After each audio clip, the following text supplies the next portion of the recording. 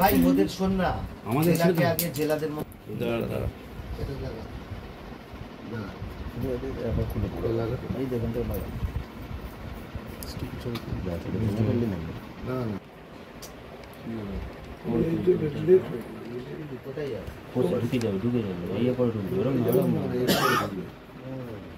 এইখান থেকে তলা দিয়ে ঢুকবে, তলা দিয়ে এরকম করে ঢুকবে।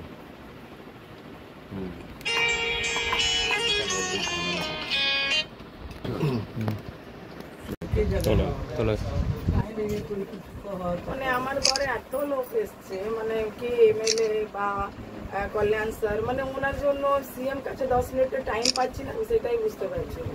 ওনাদের জন্য এটাও তো কোনো বড় কথা নয়। তাও কত রিকোয়েস্ট করলাম স্যার 10 মিনিট के लिए आप बोलिए, এখনো কোনো খবর নেই। রাজনীতি করতে আসছে তো কি করতে আসছে তাহলে? এসে যে ফটো তুলছে, অন্যদিন দেখছি একবারে চলে আসছে নিউজে, তো কি হচ্ছে এগুলো?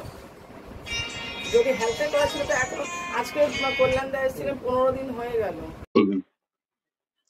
দেখুন এখন তো দুটো দেশেই আমাদের যুদ্ধ চলছিল, পাকিস্তান ইন্ডিয়া নিয়ে। তো কালকে নিউজ দেখলাম কি ওইটা মানে ইয়ে করা হয়েছে, বন্ধ হয়েছে এখন। তো দেখুন এখন কি হবে আমরা জানি না, কিন্তু কালকে নিউজে আমি রাতেও দেখলাম কি অ্যাটাক হয়েছে একটা, পাকিস্তান তো ওরা অ্যাটাক করেছে। তো এখনো যুদ্ধটা পুরোই থেমে গেছে সেটা তো আমরা শিওর বলতে পারছি না, কখন ওরা কি অ্যাটাক করবে বলার মুশকিল। তো এই সপ্তাহ মধ্যে ফেসে আছে আমার হাজবেন্ড, ঠিক আছে? তো ওনাকে ছাড়ানোর জন্য এনারা কি ব্যবস্থা করছেন সরকার দিয়ে, আমি এটাই নিবেদন করছি কি কতদিন এইভাবে আর চলবে? আজকে 20 দিন হতে চললো, আপনারা যুদ্ধ করছেন, সবই কিছু করছেন, ঠিক আছে, যেই মানুষটা ফেসে আছে ওকেও তো বার করার কোনো ইয়ে করবেন আপনারা, সেটাই আমি এখন কিছু বলতে পারছি না। তারপরে আমরা যত নেতা আর সবাই এসেছিল, আমি সবার কাছে একটাই রিকোয়েস্ট করলাম কি একটু আমাদের সিএম ম্যাডাম আছেন মমতা দিদি, ওনার কাছে আমি 10 মিনিটের জন্য মিটিং করতে চাই।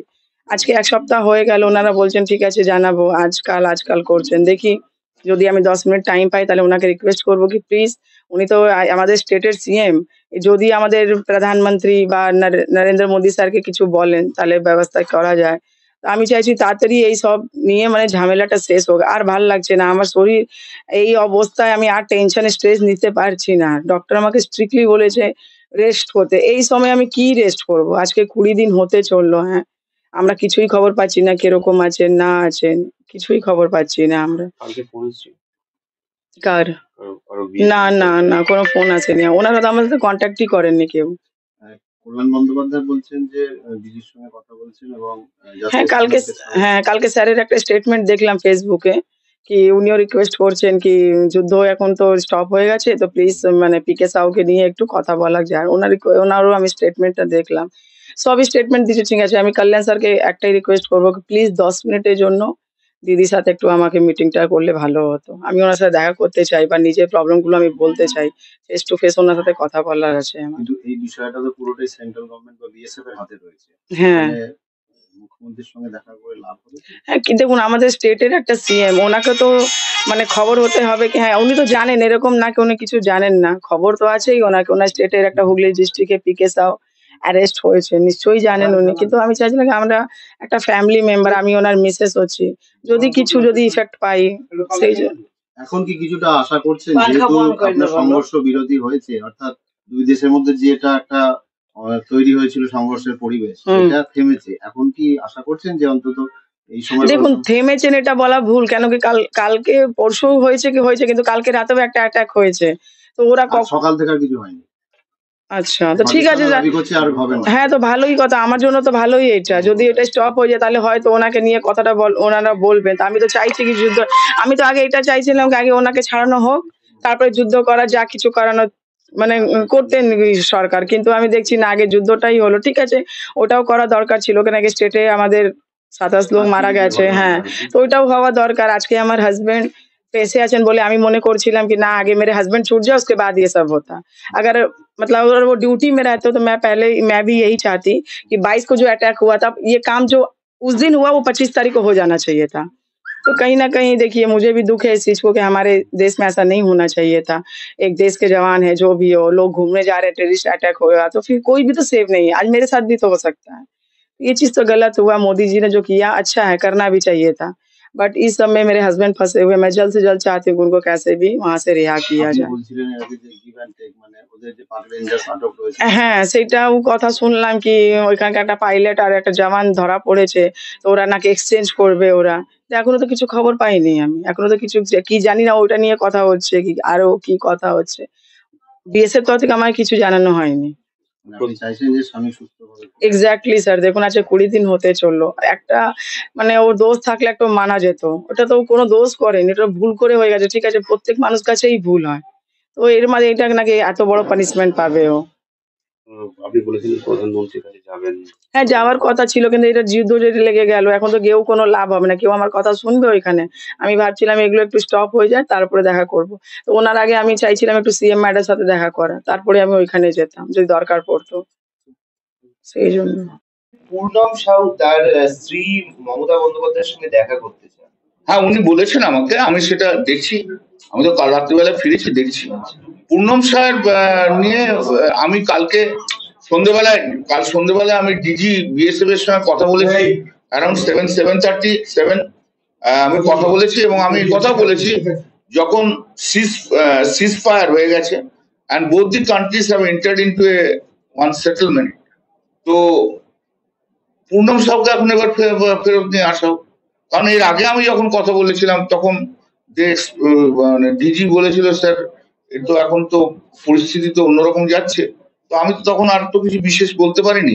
কিন্তু এখন যখন পরিস্থিতি পাল্টে গেছে তখন ইমিডিয়েটলি তাকে পদক্ষেপ নেওয়া উচিত, তাকে যাতে ফেরত নিয়ে আসে।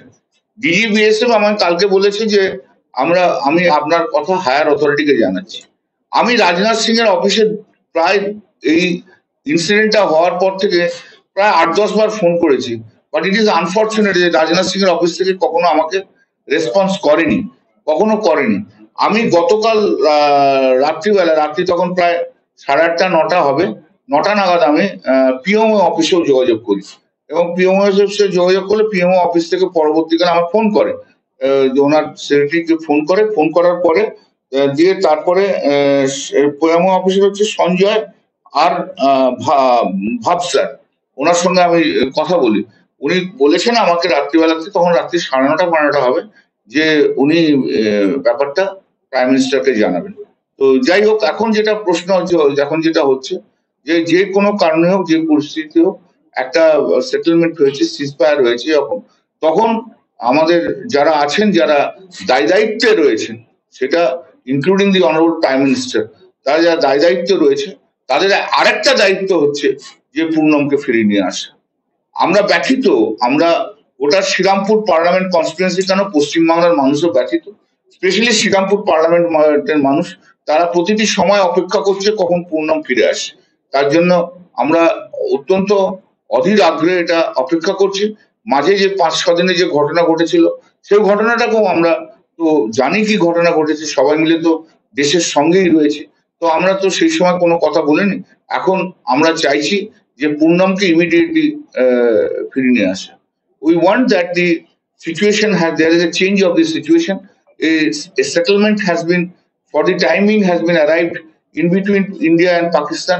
At this instance of the which persons, I am not going into that details. Anyway, when such a ceasefire has been taken place, we want that the Purnam Shah, the BSF Jawan, who is also a resident of my constituency at Risda, who has been detained by the Pakistan for nearly 20 days, he should be returned back to India, because all we are waiting for him. My constituency peoples are waiting. I had a talk with number of times with the DG BSF, number of times, and he assured me that his health condition is good. They were trying to get him back. Now, in the meantime, 5 days there was a firing war between the India and Pakistan. Now the ceasefire has been taken place yesterday. Now I am also making a request that the Purnam Shah, who has been detained by the Pakistan, should be taken back in our country immediately, because the family and all the peoples of the Srirampur parliamentary constituency are eagerly waiting that he's returned back. Now yesterday also in the evening I had a talk with the DG BSF. I told him that when in a prevailing situation, I mean when the ceasefire has been taken place, all steps should be taken immediately to take him back. DG BSF said that he would send the message to the higher authorities. I also tried to the Honorable Minister Rajnath Singh's residential office a good number of times, but unfortunately, no one has responded for last 20 days from Sri Rajnath Singh's office. Yesterday at 9:30, I had a talk with the Prime Minister's office on one of the secretary, and fortunately, that he contacted me. Later, and when I communicated these things regarding the detention and of the Purnam Shah, and also requesting to send him back here, he said that he will be informing to the Honorable Prime Minister.